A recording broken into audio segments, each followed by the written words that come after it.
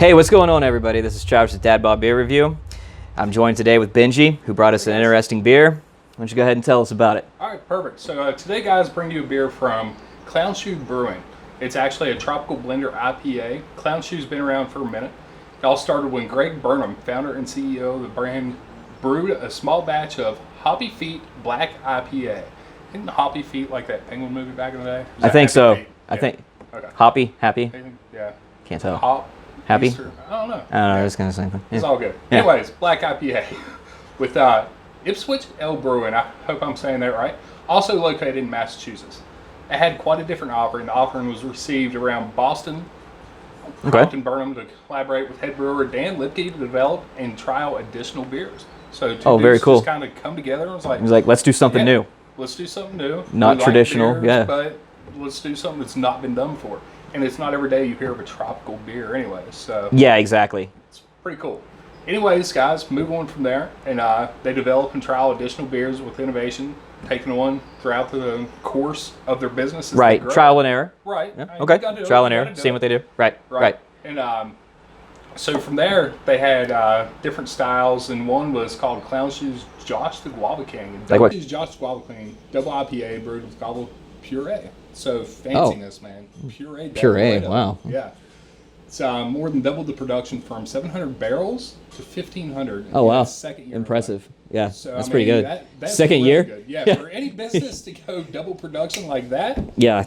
that's a blessing right there. So they for got sure. something here. Yeah, definitely. Maybe they were just selling it to, wholesalers, but I don't think that's the case. I highly doubt it. Dive It's into this and taste it. all right. Yeah. Yeah, so we'll get into that in a second, and they continue to grow each year. 17,000 last year in 2011 began distribution outside of Massachusetts. And they Oh, just wow. continued Yeah, to right. grow from there, man. Yeah. And in late 2017, they joined Massachusetts Bay Brewing Company, makers of Harpoon and UFO, and just kind of brings us up to today. And as of 2018, they had over 25 one-off beers alone. Not bad. No, and they're Not bad. continuing to grow every Yeah. day, every year. Adding to. Yeah. 100%. That's very cool. That's absolutely awesome. So I'm going to talk a little bit about the can here that we have. We have Tropical Blender IPA. Right. Really cool artwork on this. We'll definitely post some artwork also whenever we do. Whenever in editing, we'll post up pictures of the artwork because it's super cool. A lot of their cans have really awesome artwork. It really catches your eye, which is really cool. And on the back, it actually has a history of Grimm. I'll go over his history real quick. That's here on the can. Grimm isn't who you think he is. Well, yes, he reaps, but there's more to him than that. He's got layers. He seems to cut and dry, black and white, but that's a facade. He's an audiophile, a devotee of French cinema, a passionate cowbell player, and a collector of first edition Russian literature. And you know... Did you say cowbell? Yeah, cowbell. Oh, when you got the fever. Yeah. He makes a great fruit smoothie IPA. If you thought Grimm could handle a scythe, you should see him with the blender. So this beer has mango, guava, and pineapple puree. It's a tropical blend. It's 7% alcohol. Let's crack this open and give it a taste. See how it does. All right, well, let's do it to it. Nice warm day, so it's a perfect day to be pouring one of these. Absolutely. Absolutely. You see as Travis pours out that nice golden color that he's getting from it. Oh, yeah. You can see it's kind of cloudy, but that would be, where they blended up fruit and stuff. I mean, you can see, let me spin that around so you can see that on the camera. That's gold and thick. There's nothing clear about that at all. You can actually smell that too. Yeah. Without being right on the can, right on the glass. Right. That very tropical flavor, of course, and hops. I mean, it's all there. It's in your face. It's pretty cool. You know what it looks like? But, Fruit juice. Yeah, Like it does. a glass of fruit juice. You know how like fruit juice is like really cloudy and stuff when you pour it in there? right. It's not real carbonated, like Yeah, it's not, there's not a whole lot of carbonation and stuff like that. Move this out of the way so y'all can see this. But yeah, It almost looks like pineapple juice. Right. There you guys have it. It's a dark pineapple juice. So It's what it looks like, but let's see what it tastes like. oh yeah, for sure. Go ahead and hand you your glass here. Here we go. Clink the glasses. Tap the bar. Let's give it a taste. Got it.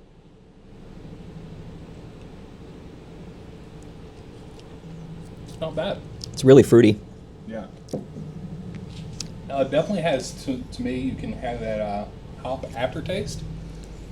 Mm-hmm. A little bit. Yeah, I taste the hops, but it's not overpowering. It's fruity, but Right. not one of those fruity where like fruity drinks where it's too much, like a lot of sugar. Right. You know, where it kind of weighs you down, like hits that bottom of your stomach, weighs you down with all the sugar.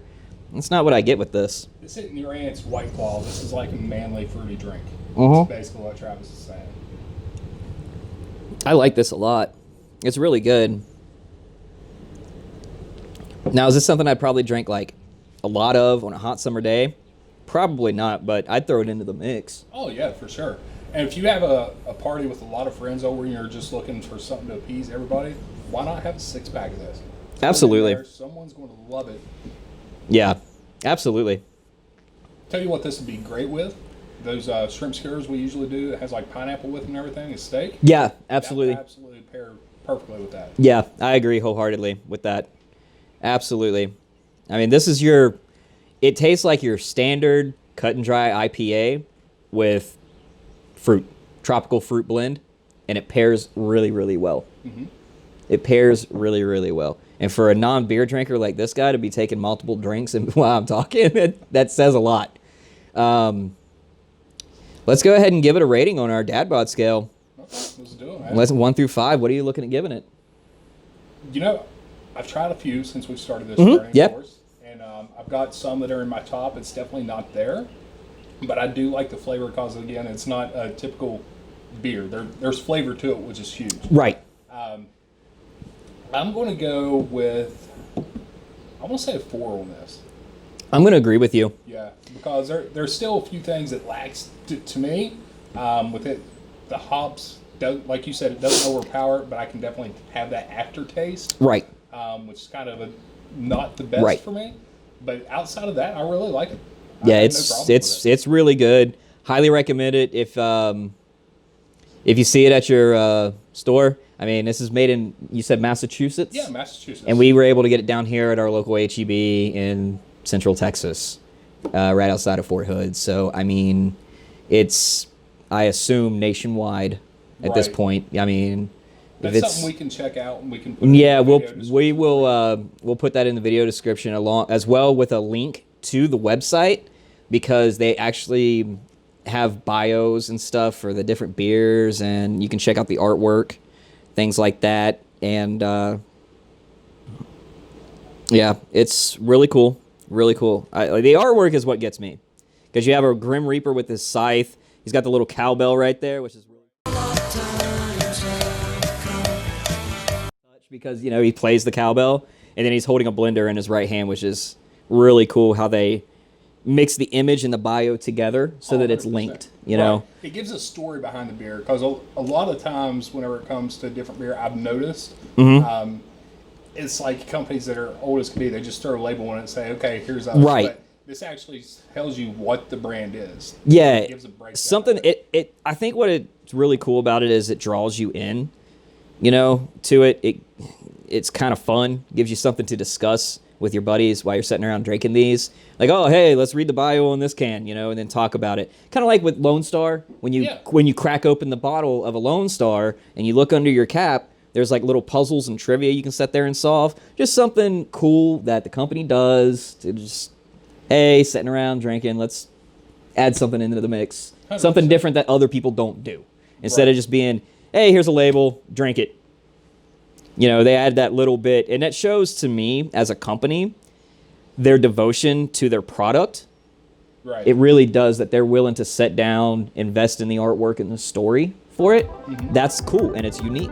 So I think, you know, giving it a solid 4 is extremely fair on this. So yeah, as always, I'm Travis with Dad Bod Beer Review. Happy drinking.